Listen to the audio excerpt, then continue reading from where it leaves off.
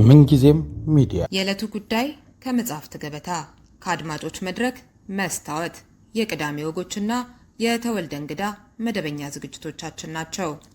703 475 6309 ስልካችን፣ ምንጊዜም ሚዲያ @gmail.com የኢሜል አድራሻችን ነው። ሰብስክራይብ በማድረግ ቤተሰብ ይሁኑ። ምንጊዜም ኢትዮጵያ። በስመ አብ ወወልድ ወመንፈስ ቅዱስ አሐዱ አምላክ አሜን። ሕፃን ተወልደ ለነ ወልድ ተሁበ ለነ፣ ሕፃን ተወልድልን ወንድ ልጅም ተሰጥቶናል፣ አለቅነትም በጫንቃው ላይ ነው። ይህን የተናገረው ነቢየ እግዚአብሔር ኢሳያስ በቁጥር 9 ከቁጥር 3 ላይ ምዕራፍ 9 ቁጥር 9 ላይ ይህንን ኃይለ ቃል እናገኛለን። የተከበራችሁ እና የተወደዳችሁ መላ የኢትዮጵያ ኦርቶዶክስ ተዋሕዶ ቤተክርስቲያን አማኞች ምዕመናንና ምዕመናት እንኳን ከ2018 ዓመተ ምህረት እንደ ኢትዮጵያ አቆጣጠር ለጌታችንና ለአምላካችን ለመድኃኒታችን ለኢየሱስ ክርስቶስ የልደት በዓል የገና በዓል እንኳን አደረሳችሁ። በዓሉ የሰላም የፍቅርና የአንድነት የመግባባት የመተሳሰብ ያድርግልን። እግዚአብሔር በሐዘን ላይ ያሉት ሐዘናቸውን እንባቸውን ያብስላቸው። በረሃብ በቸነፈር በጦርነት በተለያየ ችግር ያሉት ወገኖቻችን ሁሉ እግዚአብሔር በረድኤት ይጎብኝልን። እንግዲህ ዛሬ ሕፃን ተወልዶልናል የተባለው መድኃኒታችን ኢየሱስ ክርስቶስ ዘመኑ ሲፈጸም ትንቢተ ነቢያት ሲደርስ የዘመኑ ፍጻሜ በሆነ ጊዜ አዳምን ለማዳን የሰው ልጆች ለማዳን የእሱ ሰው መሆን ግዴታ በፈቃዱ እሱ ሰው ካልሆነ እኛን እንደማድን የተረጋገጠ ስለሆነ ይህን ያወቀ ይህን ያሰበ አምላክ ከእናታችን ከቅድስተ ቅዱሳን ከድንግል ማርያም እንደሚወለድ በነቢያት ቀደም ሲል ትንቢት ተነግሮም ስለነበረ በዛ መሰረት ዛሬ አዳኝ መድኃኒት ክርስቶስ በዳዊት ከተማ ተወልዶላችኋል፣ ደስ ይበላችሁ የሚለውን ቃል ከመላእክት ድምፅ የተሰማው በዛሬ ዕለት ነው። እንደዚሁም በክርስቶስ ልደት የታዩ ድንቅና ድንቅ የሆኑ ታምራቶች ታይተዋል። እነሆ ጌታ በተወለደበት ሰዓት በግርግም ውስጥ የከብቶች ማድሪያ ባልነበረበት ሰዓት እናታችን ቅድስት ድንግል ማርያምና ቅዱስ ዮሴፍ ለመመዝገብ እንደሄዱ እዛው የበኩር ልጇን እንደወለደችው ይናገራል። ስለዚህ ሕፃኑን በዛው በእንስሶች መመገቢያ ውስጥ ነው የተገኘው። ብዙ መላእክትም ነበሩ።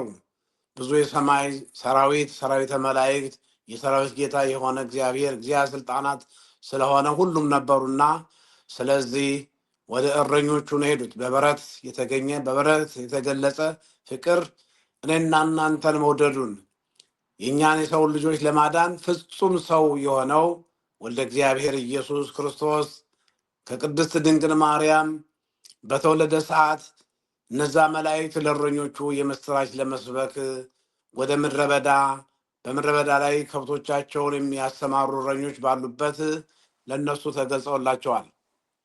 እነሆም ሄደው አትፍሩ፣ ዛሬ በዚህ ዕለት አዳኝ ክርስቶስ በዳዊት ከተማ ተወልዶላቸዋል፣ ደስ ይበላችሁ የሚል ቃል አሰምተዋል። በዚህም ዕለት እንግዲህ መላእክት እና የሰው ልጆች ለመጀመሪያ ጊዜ ቅዳሴ መላእክት የሚያሰሙበት በዛሬ ዕለት ነው። ስብሐት ለእግዚአብሔር በሰማያት ወሰላም በምድር ስምረቱ ለሰብእ። በሰማይ ለእግዚአብሔር ክብር ምስጋና ይሁን፣ በምድርም ለበጎ ፈቃዱ ይሁን ብለው ለሰማይም ለምድርም ፈጣሪ ለሆነው ለእግዚአብሔር ሰዎችና መላእክት ከወደቅንበት ከ5500 ዘመን ከዓመተ ፍዳ ከዓመተ ኮነኔ ወደ ዓመተ ምሕረት የተሸጋገርነው በክርስቶስ ልደት ነው። የተከበራችሁና የተወደዳችሁ ምዕመናን እነሆ ክርስቶስ በትሕትና የተገለጸበትን ስናስተውል ለእረኞቹ ይሁን የተገለጸው። በቤተ መንግስት ላሉት ለሄሮድስና ለተከታዮቹ አልተገለጹም። የተገለጡ ለእረኞቹ ነው። ከብቶች ለሚጠብቁት ነው።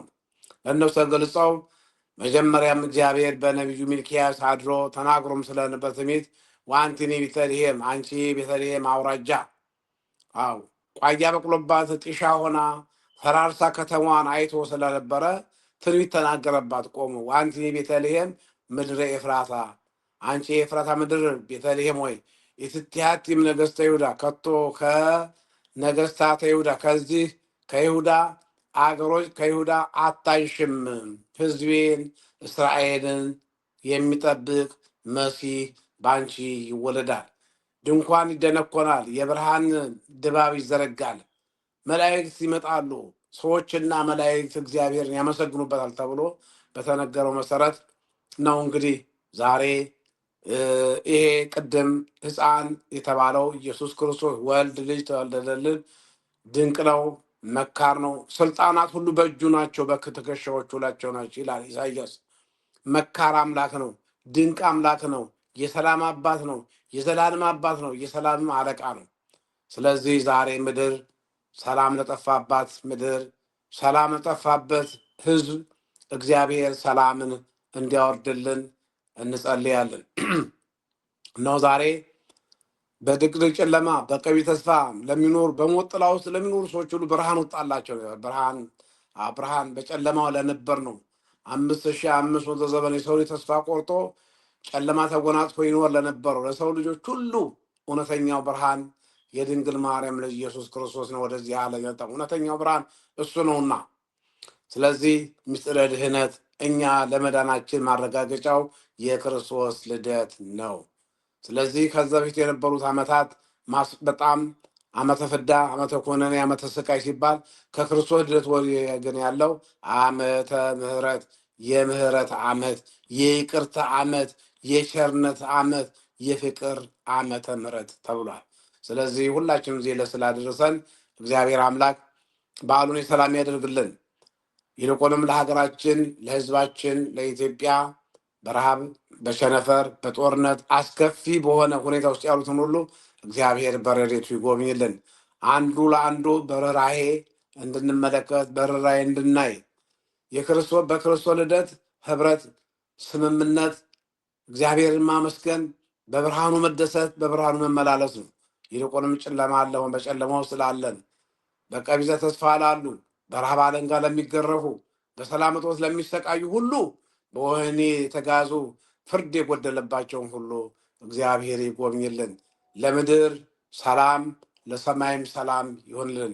በዓሉ የሰላም የፍቅርና የስምምነት የአንድነት በዓል እንዲያደርግልን የአምላካችን የእግዚአብሔር በጎ ፈቃድ ይሆን። እግዚአብሔር ከሁላችን ጋር ይሆን። ወስብሐት ለእግዚአብሔር። ምንጊዜም ሚዲያ የዕለቱ ጉዳይ ከመጽሐፍት ገበታ ከአድማጮች መድረክ መስታወት የቅዳሜ ወጎችና የተወልደ እንግዳ መደበኛ ዝግጅቶቻችን ናቸው። 703 475 6309 ስልካችን፣ ምንጊዜም ሚዲያ @gmail.com የኢሜል አድራሻችን ነው። ሰብስክራይብ በማድረግ ቤተሰብ ይሁኑ።